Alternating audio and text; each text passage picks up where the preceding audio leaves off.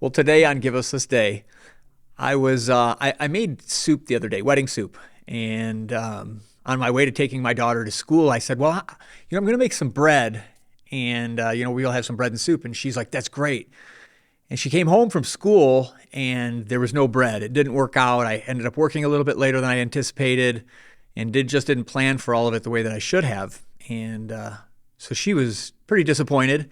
She had in her mind's eye, what's going to satisfy me is I'm going to come home and I'm going to have warm bread. It's going to go with the soup, and this is just going to be exactly what I want today.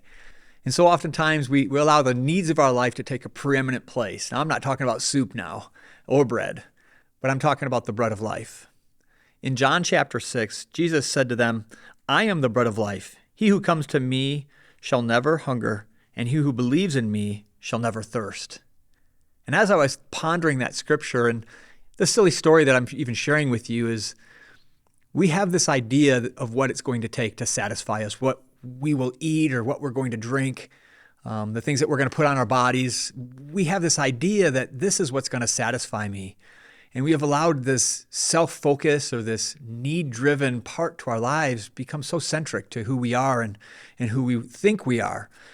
And Jesus was in the midst of a conversation with the Jews, and he's having this conversation with them, and they're asking him all these different questions, and they finally say to him, "Well, Moses brought us all these signs. He gave us this bread from heaven."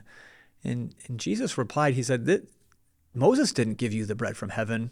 My Father gave you the bread from heaven, and now he gives you me, the ultimate bread from heaven." And he tells him in that moment that if you'll eat of me, you'll never hunger, and if you believe in me, you're never going to thirst.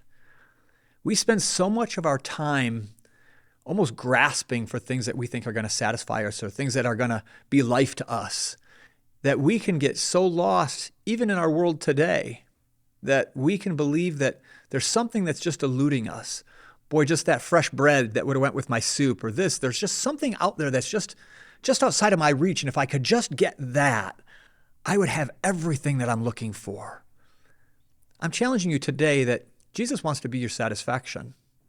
If we will eat of him, if we'll digest his word, we'll sit under the preached word, we'll allow the Spirit to come and quicken this word to our lives, it will be life to you. Now, am I saying you should just give away all your possessions and all your belongings and go live in a cardboard box under the freeway? I am absolutely not advocating for that. But I am saying, what's become the thing that's driving you?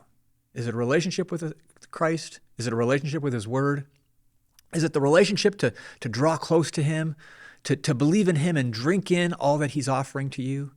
He wants to be your satisfaction today. He wants to be the difference. So let's draw near to him. Let's believe what he says, and let's find the satisfaction that he's offering us. God bless you. Thanks for joining me today.